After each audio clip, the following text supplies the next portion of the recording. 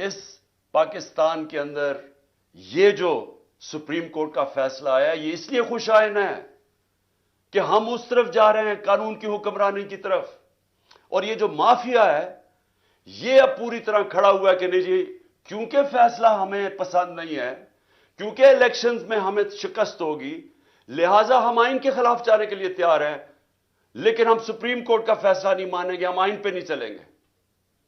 اور ان کے باہر بیٹھے ہوئے ہیں، یعنی کہ دونوں کے والد، ایک دبئی میں ہے، ایک لندن میں بیٹھا ہوا ہے، مفرور، سزا یافتہ، جھوٹ بول کے پاکستان سے گیا کہ میں علاج کروانے جا رہا ہوں۔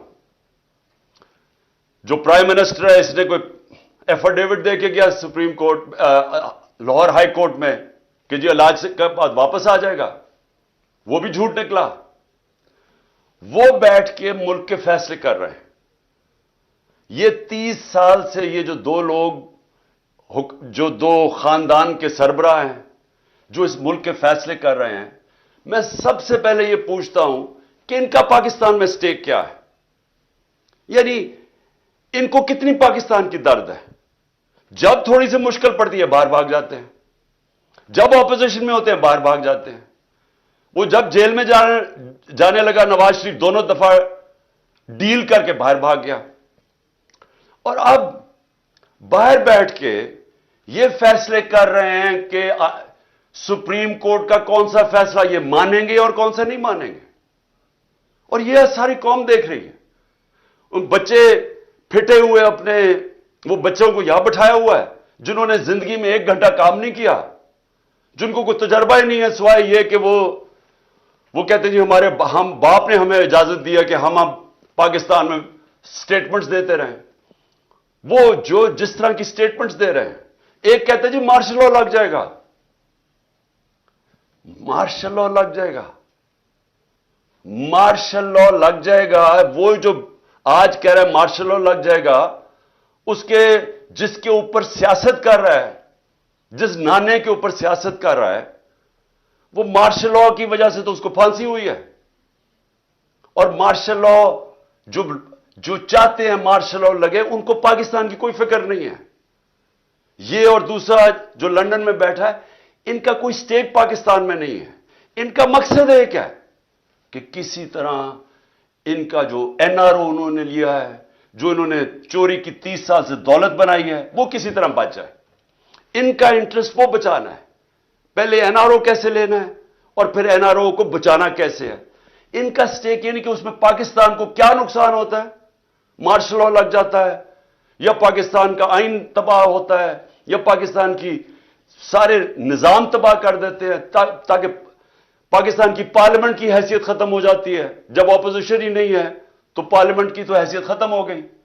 پاکستان کا ایف آئی اے جو ادارے ہیں، ایف آئی اے ہے، نیب ہے، وہ ختم کر دی ہیں، کیونکہ ان کو اپنے آدمی بٹھا کے تو ان سے غلط کام کروا رہے ہیں۔ اپنا بنایا ہوا نیب کا ہیڈ وہ کہتا ہے کہ میں ان کے غلط کام کرنے کے لیے نہیں تیار۔ ان کا اپنا آدمی تھا، وہ چھوڑ گیا ہے۔ وہ پولیس والے اوپر وہ بٹھا دیے، جس نے اسلام آباد کا جو آئی جی ہے، اس کو سزا ہونے والی تھی سیف سٹی کے اوپر لاہور میں جو اس نے پیسے چوری کیا تھا، اس کو بٹھا کے آئی جی بنا دیا۔ وہ لوگوں کو لے کے آ رہے ہیں، اس لیے نہیں کہ پاکستان کی بہتری ہے، اس لیے کہ ان کو کیسے فائدہ پہنچ سکتا ہے، مخالفین کو کیسے دبا سکتے ہیں، ملک میں اپنا کنٹرول کیسے کر سکتے ہیں، کس طرح الیکشن میں دھاندلی کروا سکتے ہیں۔ کوئی اور پاکستان کا انٹرسٹ نہیں ہے۔ پاکستان کو تو انٹرسٹ ہے کہ ادارے مضبوط ہو۔ یہ ادارے اس لیے کمزور کرتے ہیں کہ کمزور اداروں سے یہ فائدہ اٹھاتے ہیں تاکہ کوئی پکڑ نہ سکے ان کو۔ ایف آئی اے کو، جس میں شہباز شریف کا 16 ارب کا کیس تھا، وہ ختم کر دیے۔ وہ جو سارے گواہ تھے، 4 گواہ مر چکے ہیں، انویسٹیگیٹر مر چکا ہے، ڈاکٹر رضوان۔ تو ان کو پاکستان سے انٹرسٹ نہیں ہے۔ ان کا انٹرسٹ ہر قسم کی، یہ پاکستان کے انٹرسٹ کے اوپر کمپرومائز کریں گے اپنے آپ کو بچانے کے لیے۔ تو وہ فیصلے کر رہے ہیں پاکستان کے آج، اور وہ پاکستان کے آئین کے اوپر اور پاکستان کی سپریم کورٹ کے اوپر پوری واردات کر رہے ہیں کہ کسی نہ کسی طرح یہ الیکشن سے بچ جائے۔ میں آج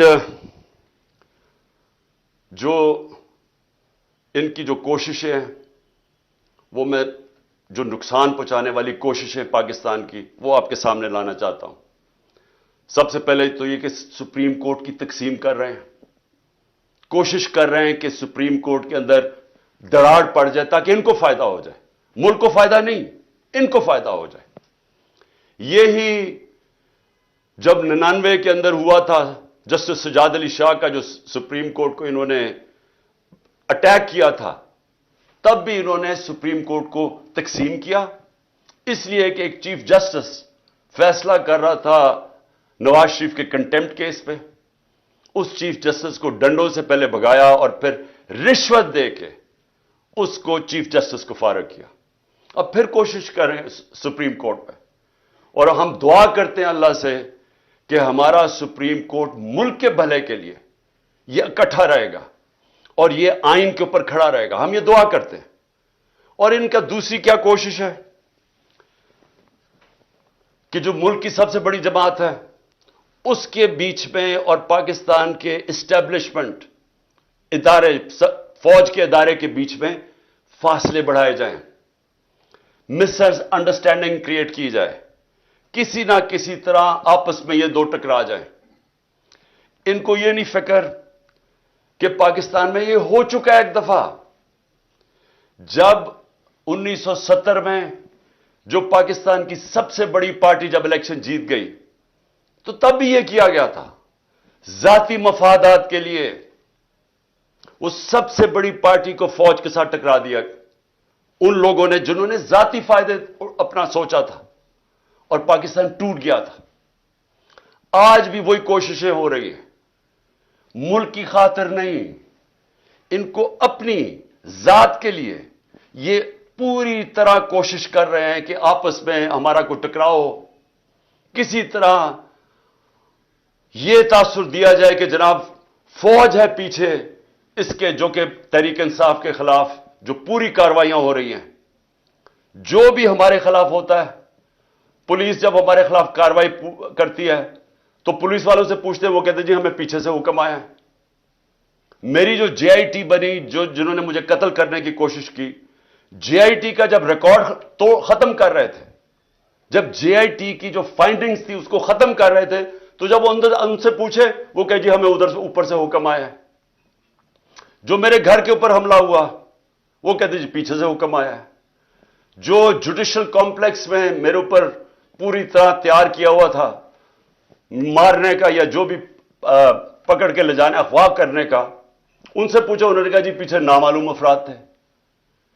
جو بھی ہو رہا ہے اس وقت, کیسز ہیں 143 کیسز میرے اوپر, وہ کہتے ہیں جی پیچھے سے ہے. تو یہ جان کے کیا جا رہا ہے, اپنے آپ کو بچانے کے لیے ملک کو تقسیم کیا جا رہا ہے, اپنی ذات کے لیے کسی طرح ان کے این آر او ان کا بچ جائے اس کے لیے, اور الیکشن نہ ہو اس کے لیے پوری کوشش کر رہے ہیں کہ سب سے بڑی پارٹی اور اس کے بیچ میں جو پاکستان کی اسٹیبلشمنٹ اس کے بیچ میں نفرتیں بڑھتی جائیں. کیا اس میں ملک کا فائدہ ہے؟ کیا کوئی بھی پاکستان کا سوچے گا وہ چاہے گا یہ ہو؟ یہ چاہیں گے, کیونکہ ان کا, پھر سے میں کہتا ہوں, ان کا پاکستان میں کوئی سٹیک ہی نہیں ہے. جب اربوں ڈالر باہر پڑا ہے, پراپرٹیز باہر پڑی ہیں, ان کی بزنسز باہر ہیں, ان کی شاپنگ باہر ہے, ان کا رینز, ان کی چھٹیاں باہر ہیں, ان کی سرجریز باہر ہیں ملک سے. ان کو کیا انٹرسٹ ہے کہ پاکستان میں کیا ہو؟ جب سے یہ آئے ہیں میرے پاکستانیوں, جب سے یہ آئے ہیں یہاں 1 سال ہو گیا, ڈالر کے مقابلے میں جو ہمارا روپیہ گرا ہے وہ 105 روپے گر چکا ہے. یعنی اگر آپ کے بینک کے اندر سال پہلے اگر آپ 100 روپیہ پڑا تھا تو اس کی خریدار کی جو قیمت رہ گئی ہے وہ صرف 65 روپے رہ گئی ہے. آپ کی جو دولت ہے اس کے اندر 100 میں سے 35 روپے غائب ہو گئے ہیں. ان کو کیا فرق پڑا ہے؟ ان کو تو ڈالروں میں پیسے پڑے ہوئے ہیں. تو یہاں تو ساری قوم کی دولت میں کمی ہوئی, لیکن ان کے تو اضافہ ہو گیا. ان کی جو دولت ہے وہ ڈالرز میں, ان کے تو 35 روپے کا اضافہ ہو گیا. قوم غریب ہو گئی, یہ ان کو فائدہ ہے. تو ان کا کیا انٹرسٹ ہے پاکستان میں؟ اس طرح ہی جو ہماری معاشی حالات ہیں، کبھی پاکستان میں تو نہیں، مجھے تو نہیں یاد کہ لوگ آٹے کی لائنوں پہ کھڑے ہیں. 20 سے زیادہ اوپر اموات ہو چکی ہیں لوگوں کی آٹوں کی لائنوں کے اندر. اس طرح یعنی آٹا بھی اگر ڈسٹریبیوٹ کرنا تھا تو اس طرح لوگوں کو ذلیل کر کے کرنا تھا. کورونا کے دوران 14,000 روپیہ ہم نے دیا خواتین کو. آپ ابھی سے تصویریں دیکھ لیں. ان کو اسکولوں میں بلاتے تھے، باعزت طریقے سے ان کو بٹھاتے تھے، بینک وہاں بیٹھا ہوا تھا، ادھر سے ان کو کیش دیتے تھے. نہ کوئی لڑائی، نہ کچھ، نہ جھگڑا. وہ عزت سے آتے تھے، عزت سے جاتے تھے. یہ تو لوگوں کو ذلیل کرنا ہے. اور اس سے کیا ٹھیک ہو جائے گا حالات؟ جب آٹے کی قیمت، جب آٹے 1 کلو آٹا 55 روپے کلو تھا 1 سال پہلے، وہ آج کنٹرول ریٹ 115 روپے پہ ہے، اور آج مارکیٹ کے اندر 155 روپے کلو پہ بک رہا ہے.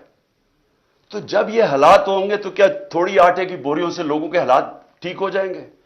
کیا جو تنخواہ دار طبقہ ہے، کیا جو تنخواہ دار طبقہ ہے پاکستان کا، جن کی جو مہینے کی تنخواہ تھی، پہلے بھی مشکل حالات تھے، ہمارے دور میں بھی مشکل اس لیے تھے کہ دنیا کے اندر ایک کرائسس آیا ہوا تھا جو کرونا کی وجہ سے، لیکن اس کے باوجود پھر بھی گزارا تھا لوگوں کا. لیکن جو یہ اب ہمارے زمانے میں مہنگائی 12% تھی، آج 36% ہے، 3 گنا زیادہ مہنگائی ہے. تو جو تنخواہ دار طبقہ ہے وہ تو تباہ ہو گیا ہے، اور آگے کوئی ہوپ بھی نہیں ہے. آگے یہ بھی نہیں نظر آ رہا کہ کوئی طریقہ ہے، ان کے پاس کوئی روڈ میپ ہے ان کے، کیا کیسے یہ اب ملک کو اس دلدل سے نکالیں گے. اور اسی لیے میں اپنی اسٹیبلشمنٹ کو بھی کہتا ہوں کہ مجھے یہ بتا دیں کہ اکتوبر کے یہ جو الیکشنز جا رہے ہیں، اس میں پاکستان کا کیا فائدہ ہے؟ یعنی پاکستان کو اگر اکتوبر تک الیکشن ڈیلے کرتے ہیں تو کیا ان کے پاس روڈ میپ ہے جو ملک کے حالات بہتر ہو جائیں گے؟ آج کہتے ہیں جی ہمارے پاس پیسہ نہیں ہے الیکشن کروانے کا. تو دن بدن معاشی حالات تو بگڑ رہے ہیں، تو اکتوبر میں کدھر سے پیسہ آئے گا؟ آج کہتے ہیں جی ہماری سیکیورٹی اتنی اچھی نہیں ہے، تو اکتوبر میں سیکیورٹی کیسے اچھی ہو جائے گی؟ میرے پاکستانیوں، یہ سمجھ جائیں کہ جو آج حالات ہیں، جب تک الیکشنز نہیں ہوں گے یہ حالات مزید بگڑتے جائیں گے. الیکشنز کیوں ضروری ہیں؟ الیکشن سے سیاسی استحکام آتا ہے. الیکشن سے جب یہ پتا چلتا ہے کہ 5 سال تک گورنمنٹ آ گئی ہے تو اس کے اوپر اعتماد آ جاتا ہے. لوگ اگر سرمایہ کاری کرنی ہے تو وہ تب کریں گے جب ان کو نظر آئے کہ 5 سال تک ابھی گورنمنٹ بیٹھی ہے، پالیسیز یہ رہیں گی. لیکن اگر ان کو اعتماد ہی نہیں ہے، ان کو یہ نہیں پتا کہ اگلے مہینے کیا ہونا ہے، 3 مہینے کے بعد، 6 مہینے کے بعد کیا ہونا ہے، اکتوبر کے بعد کیا ہونا ہے، تو کون پیسہ، کیا سرمایہ کاری اندر پاکستان یا باہر سے کون کرے گا؟ تو یہ تو ایک بند گلی کے اندر پاکستان کو لے کے جا رہے ہیں، اور صرف اپنے مفادات کے لیے، الیکشن سے بھاگنے کے لیے. تو میں آخر میں اپنی ساری قوم کو آج یہ پیغام دینا چاہتا ہوں. دیکھیں، اگر یہ آئین سے پیچھے ہٹے، اور یہ جو ابھی ہمیں ان کے نظر آ رہی ہے ان کی نیت، الیکشنز نہ کروانے کے لیے انہوں نے کوئی بھی کوشش کی، سپریم کورٹ کے فیصلے کے خلاف گئے، آئین کے خلاف گئے. ساری قوم کو میں آج کہہ رہا ہوں کہ ہم سب نکلیں گے. ابھی سے آپ اپنی تیاری کریں، کیونکہ اب اگر ہم نہ نکلے تو اور چھوڑے، اللہ معاف نہیں کرے گا ہمیں. کیونکہ اوپر والے کا حکم ہے کہ حق اور انصاف کے لیے کھڑے ہو. اللہ کا حکم ہے کہ آپ کے ملک میں انصاف ہوگا تو آزاد ہوں گے. دیکھیں، کیوں آزادی کے لیے جب انسان جدوجہد کرتا ہے اور وہ اس کی جان چلی جاتی ہے تو اس کو شہید کہتے ہیں. پیغمبروں کے بعد سب سے بڑا رتبہ شہید کا ہے. تو کتنی بڑی اللہ نے ہمارے پہ فرض کیا ہوا ہے کہ آپ انصاف کے لیے، اپنی آزادی کے لیے جدوجہد کریں، اور ہماری بہتری کے لیے اس نے کہا ہے. ہم اگر یہ جو ناانصافی کرنے جا رہے ہیں اور یہ جو کوشش کر رہے ہیں کہ دھمکیاں دے کے کسی نہ کسی طرح سازشیں کر کے کسی نہ کسی طرح الیکشن سے نکلیں. اور اگر ہم نے ان کو کامیاب ہونے دیا تو نہ اللہ معاف کرے گا، نہ تاریخ ہمیں معاف کرے گی، نہ آپ کی آنے والی نسلیں آپ کو معاف کریں گی. کیونکہ انصاف ہے، آئین ہے تو انصاف ہے، کیونکہ آئین بتاتا ہے کون سے قانون پہ ملک چلتا ہے. قانون آپ کی بنیادی حقوق کی حفاظت کرتا ہے. قانون بتاتا ہے کہ پاکستان میں ملک میں چلنا کیسے ہے. تو جب اگر آئین ہی نہیں ہے تو پھر تو جنگل کا قانون ہے. پھر تو طاقتور فیصلہ کرے گا کہ کون سی آئین کی شک اس نے ماننی ہے اور کون سی اس نے مسترد کرنی ہے. پھر تو طاقتور کا قانون ہو گیا جو کہ جنگل کا قانون ہے. اس لیے میرے پاکستانیوں، آپ نے میری کال کی انتظار کرنی ہے. انہوں نے اگر آئین کے اوپر نہ چلے، میں آج آپ کو سب کو کہہ رہا ہوں، یہ آپ سب پہ فرض ہے. میں اپنے نوجوانوں کو کہہ رہا ہوں، میں اپنی خواتین کو کہہ رہا ہوں، میں اپنے بزرگوں کو کہہ رہا ہوں، میں اپنے بچوں کو کہہ رہا ہوں کہ جب تک آپ نے اپنے انصاف اور آزادی کے لیے جدوجہد نہ کی، ہمارے ملک کا کوئی مستقبل نہیں ہے. میں انشاءاللہ پوری آخر تک اپنے ملک کے آئین کے ساتھ کھڑا رہوں گا، کیونکہ میں پھر سے بتاؤں، میری جہاد آج سے 27 سال پہلے تھی انصاف کے لیے. اور میں آپ کو یہ بتا دوں کہ اس ملک کا صرف اب مستقبل ایک راستے پہ، صاف اور شفاف الیکشن ہو، ایک حکومت عوام کے مینڈیٹ سے آئے، عوام کے مینڈیٹ سے آ کے پھر وہ اصلاحات کرے جو ابھی تک پاکستان میں نہیں ہوئی.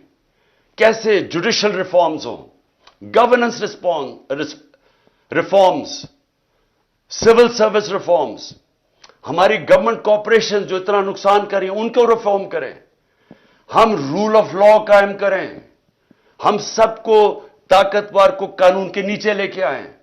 یہ سب سے بڑی ریفارم ہے. ہم ہر ریفارم کریں کہ ایک ملک میں لیول پلینگ فیلڈ ہو، انصاف کے سامنے سب ایک برابر ہوں.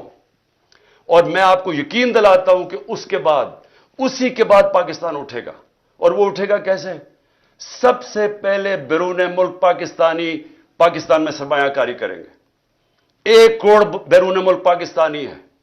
جو ان کے پاس ڈالرز ہیں، سارے پاکستان میں کم ڈالرز ہیں 22-23 کروڑ لوگوں کے، جو صرف 1 کروڑ لوگوں کے پاس ڈالرز ہیں.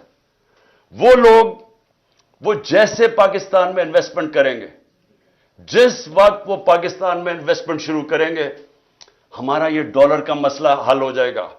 ہم جو اس وقت سارا وقت کبھی کہاں پیسے مانگتے پھر رہے ہیں، یہ مسئلہ تب حل ہوگا جب اپنا پہلے ہم ملک کا نظام ٹھیک کریں اور اس کے بعد ایک وہ ماحول بنائیں جس میں سرمایہ کاری ہو. اور وہ سرمایہ کاری کے ماحول کے اندر جو سب سے پہلے اس ملک میں سرمایہ کرے گا وہ بیرون ملک پاکستانی ہے. پھر باہر سے سرمایہ کاری ہوگی. ہندوستان اور چائنا، یہ دونوں جب ان کی جب ترقی شروع ہوئی تھی تو سب سے پہلے انہوں نے ماحول بنایا تھا کہ ان کے اپنے لوگ جو باہر بیٹھے ہوئے تھے، ہندوستان سے لوگ باہر، جو چائنا سے لوگ باہر پہلے انہوں نے اپنے ملک پہ سرمایہ کاری کی تھی، پھر دنیا سے سرمایہ کار آئے تھے. ہمارا اس وقت سب سے بڑا مسئلہ یہ ہے کہ 140 ملکوں میں سے پاکستان کا رول آف لا یعنی انصاف کے نظام میں ہم 129 ہیں. جب ہم 129 رہیں گے تو یہاں سرمایہ کاری کوئی نہیں کرنے لگا. وہی پاکستانی جا کے دبئی میں پراپرٹی لے لیتے ہیں، وہی پاکستانی بزنسز دبئی میں کرتے ہیں، امریکہ، انگلینڈ، یورپ چلے جاتے ہیں. صرف 20,000 پاکستانیوں نے دبئی میں 10.4 ارب ڈالر کی پراپرٹی خریدی ہوئی ہے. صرف 20,000 پاکستانیوں نے 10.4 ارب ڈالر. آئی ایم ایف سے ہم 6 ارب ڈالر کے پیچھے اب ہر چیز ماننے کے لیے تیار ہے. اور امریکہ کے اندر صرف 16,000 جو پاکستانی امریکن ڈاکٹرز ہیں ان کی نیٹ ورتھ 200 ارب ڈالر ہے. وہاں لاکھوں پاکستانی ڈاکٹرز ہیں، اب پاکستانی ہیں، Pakistani American. 10 top Pakistani American businessmen, ان کی ورتھ 25 ارب ڈالر ہے. تو ہمارے ملک میں امیر ہمارے پاکستانی امیر ترین ہیں، باہر ہے پاکستان سے، یہاں بھی امیر ترین لوگ ہیں. لیکن جب تک وہ ماحول نہیں بنے گا سرمایہ کاری کا، پاکستان میں انویسٹمنٹ نہیں آئے گی. اور جب تک इन्वेस्टमेंट नहीं आएगी, हम इसी तरह फंसे रहेंगे,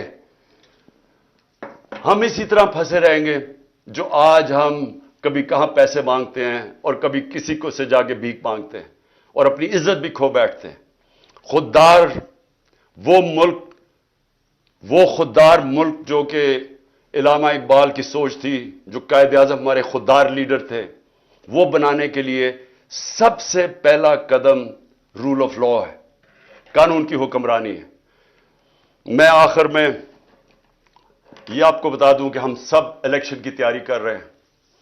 हमने अपनी इलेक्शन की तैयारी शुरू कर दी है। कल से मैं जितने भी अपने आहिस्ता आहिस्ता सब जो टिकट के एस्पिरेंट्स हैं, जो कैंडिडेट्स हैं, उनके कल से मैं इंटरव्यू शुरू करने लगा हूं और इंशाल्लाह 10 दिनों तक मैं पूरे टिकट्स फाइनलाइज कर लूंगा, क्योंकि हम पूरी इलेक्शन की तैयारी कर रहे हैं। और अपनी कौम को भी मैं कहता हूं, आपने भी पूरा इलेक्शन की तैयारी करनी है। और हमने किसी सूरत, कोई भी इन्होंने कोशिश की इलेक्शन से भागने की, हम सारी कौम इनको भागने नहीं देगी। पाकिस्तान जिंदाबाद।